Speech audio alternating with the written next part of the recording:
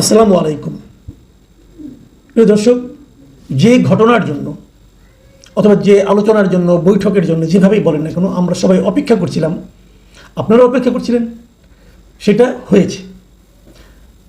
লন্ডনের সময় 9টা, আমাদের সময় দুপুর 2টা। এই সময়ে ডক্টর ইউনূস এবং তারেক রহমানের মধ্যে যে বৈঠকটা হওয়ার কথা ছিল সেটা ঠিক মতো শুরু হয়েছে এবং ঠিক 1.5 ঘন্টা পরে এই বৈঠকটা শেষ হয়েছে। 1.5 ঘন্টা লম্বা একটা বৈঠক এবং 1 to 1, মানে ডক্টর ইউনূস এবং তারেক রহমান তাদের দুজনের মধ্যে বৈঠক হয়েছে।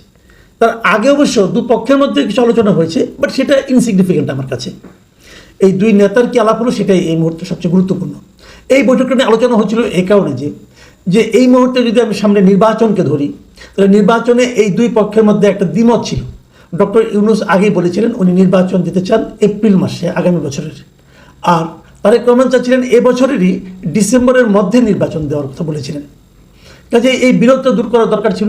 আমি নিজেও এটা নিয়ে এর আগে একাধিক কন্টেন্ট করেছি এবং আমার যে প্রস্তাবটা ছিল সেটা হলো যে এটা নিয়ে যদি বিরোধ আরও সামনের দিকে চলতে থাকে সেটা ভালো কোনো ফল আনবে না। কাজে একটা সমঝোতামূলক ব্যবস্থা হওয়া উচিত এবং আমি ইঙ্গিতে এরকমই বলেছিলাম যে মাঝামাঝি একটা জায়গায় আসলে ভালো হয় দুই পক্ষের জন্যই, মানে বিএনপির জন্য এবং ডক্টর ইউনূসের জন্য। কারণ বিরোধটা আমাদের জাতির জন্য কোনো ভালো ফল বয়ে আনবে না। আর ব্যক্তিগতভাবে আমি আগে থেকেই বলেছিলাম যে আমি ডিসেম্বরের আগেই নির্বাচন করার পক্ষে। অক্টোবর হলে সবচেয়ে ভালো হয়, আর তাহলে পরে ডিসেম্বর। এটা আমি পার্সোনালি বলেছিলাম। কী কারণে বলেছিলাম, কী কারণে এই সময়টা আমি নির্ধারণ করেছিলাম সেটা আমি ব্যাখ্যা করেছিলাম। যাই হোক, সেটা অন্য ব্যাপার। ডক্টর ইউনূস কেন এপ্রিলেই নির্বাচন করতে চান এ বিষয়ে কোনো ব্যাখ্যা উনি কখনোই দেন নাই।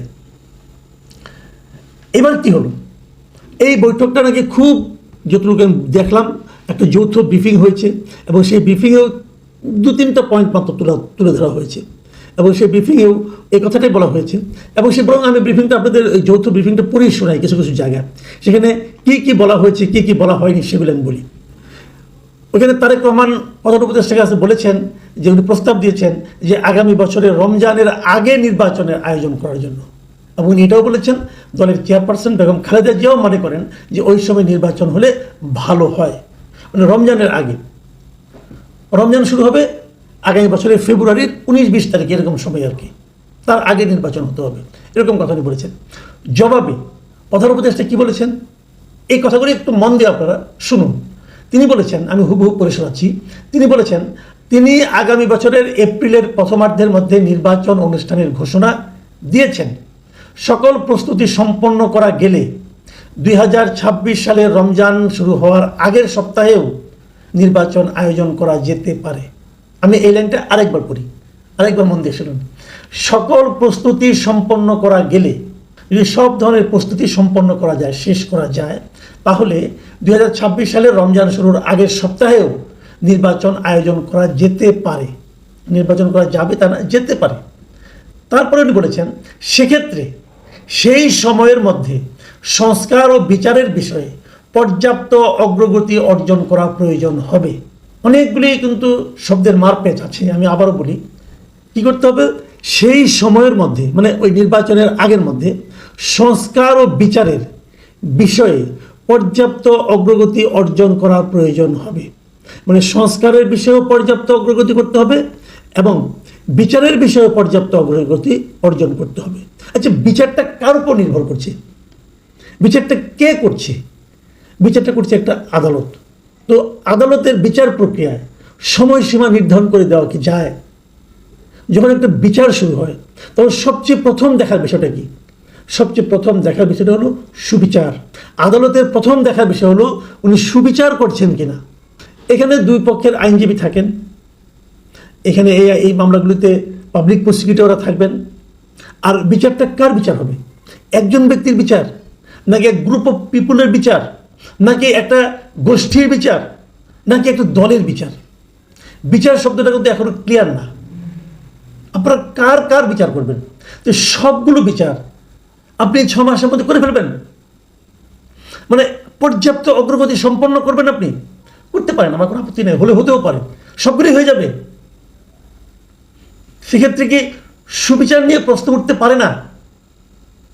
এই বিষয়গুলো কিন্তু অনেকগুলো শর্ত, অনেকগুলো পয়েন্ট কিন্তু এখানে আলোচনার জন্য থেকে যাবে ভাই। এটা কিন্তু খুব ক্লিয়ার অ্যান্ড সিম্পল না।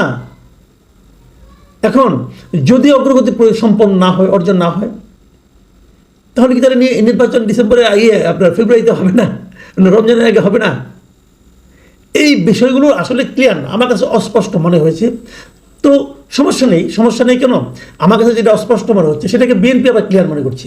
কারণ বিএনপির তারপরে যে যৌথ একটা সাংবাদিক সম্মেলন হয়েছিল, সংবাদ সম্মেলন হয়েছিল, সেই সংবাদ সম্মেলনে আমি দেখলাম যে বিএনপির পক্ষে আমির খসরু মাহমুদ চৌধুরী সাহেব উপস্থিত ছিলেন, এবং উপস্থিত ছিলেন প্রধান উপদেষ্টার প্রেস সেক্রেটারি যিনি শফিকুল আলম, উনি উপস্থিত ছিলেন। আর উপস্থিত ছিলেন দেশের নিরাপত্তা উপদেষ্টা মিস্টার খলিলুর রহমান। আমি না একটা জিনিস ক্লিয়ার না, বুঝতে পারলাম না, সেটা হলো এই আলোচনায়, এই বৈঠকে নিরাপত্তা উপদেষ্টার কাজটা কি? বিদেশের মাটিতে যখন আমি অন্য দেশের কথা যদি ভাবি, এ ধরনের যখন কোনো আলোচনা হয়, নিজ দেশে দুইজন রাজনৈতিক দলের মধ্যে যে আলোচনা হয়, সেখানে নিরাপত্তা উপদেষ্টার কাজটা কি? উনি কি খুব বড় কোনো পলিটিক্যাল ফিগার? আমাদের দেশের রাজনৈতিক অঙ্গনে ওনার কি ব্যাপক গ্রহণযোগ্যতা? Why security adviser? এই কথাটাকে আপনারা খেয়াল করেছেন? আমি একটা জিনিস লক্ষ্য করবেন, আপনারা এই কাজটা কিন্তু আসলে প্রেস সেক্রেটারি করতে পারতেন, অথবা একজন সিনিয়র কোনো একজন উপদেষ্টাকে রাখতে পারতেন এখানে, যারা এই আন্দোলনের সঙ্গে ছিলেন, এরকম কাউকে রাখতে পারতেন, আসিফ নজরুল সাহেবকে রাখতে পারতেন, কোনো সমস্যা ছিল না। নিরাপত্তা উপদেষ্টা কেন? একটা অদ্ভুত সফর ছিল ডক্টর ইউনূসের। ইংল্যান্ডে গিয়েছেন, কী করেছেন, নিজে একটা ব্যক্তিগত পুরস্কার নিয়েছেন, কিন্তু সেখানে আবার দ্বিপাক্ষিক নাকি মিটিং হবে বলেছেন।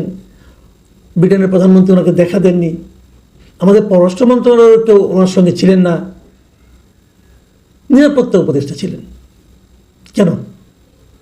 একটা জিনিস খেয়াল করেন, বিএনপির যে প্রধান যে দাবিগুলো ছিল ডক্টর ইউনূস সাহেবের কাছে অনেক আগে থেকে, নির্বাচনের ডেট নিয়ে আরেকটা দাবি কিন্তু বিএনপি করেছিল, যে ইশরাকের ইস্যুকে কেন্দ্র করে তারা এই উপদেষ্টাদের মধ্যে 3 জন উপদেষ্টার বিদায় চেয়েছিলেন, বলেছিলেন এই